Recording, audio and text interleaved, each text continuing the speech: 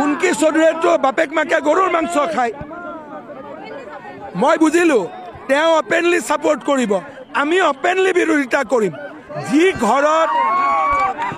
যি ঘৰত অসমত সত্ৰাধিকাৰ আছে, অসমত কামাখ্যা মন্দিৰ আছে, অসমত বটদ্ৰৱা থান আছে, এই অসমত গৰুৰ মাংস খাব দিম আমি?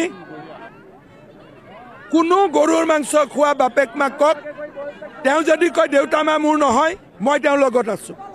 তেওঁ কওক যে মোৰ দেউতা মাই গৰুৰ মাংস খায়, মই এজন সনাতনী হিন্দু, মই দেউতা মাক ডিজন কৰিছোঁ। কালিৰ পৰা কি কৈ আছে যে মোৰ ককা দেউতাই সংবিধানত চহী কৰিছিল, সেইখন সংবিধানতেতো লিখা আছে গৰুৰ মাংস খাব নালাগে বুলি। ককাকৰ কথাটোতো মানিব লাগে। কুনকি চৌধুৰী ইলেকশ্যন জিকে নিজিকে বাদ দিয়ক, ৰাইজক ক'ব লাগে দেউতা মাক মই এৰি দিলোঁ, গৰুৰ মাংস খোৱা পাৰ্টিৰ লগত আমি নাই। আপুনি ভোট দিব নেকি গৰুৰ মাংস খোৱা মানুহক? গৰুৰ মাংসক আমি পূজা কৰোঁ। কোনজন সত্ৰাধিকাৰে তেওঁক ভোট দিব?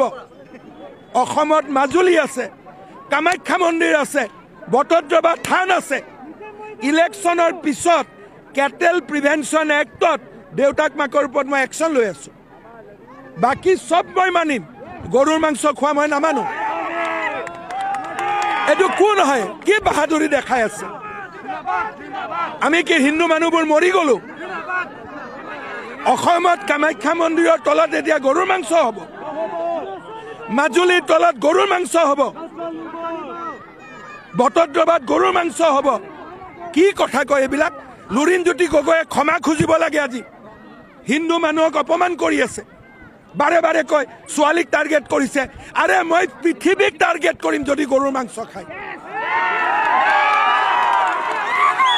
মই পৃথিৱীক টাৰ্গেট কৰিম। গৰুৰ মাংস নহ'ব।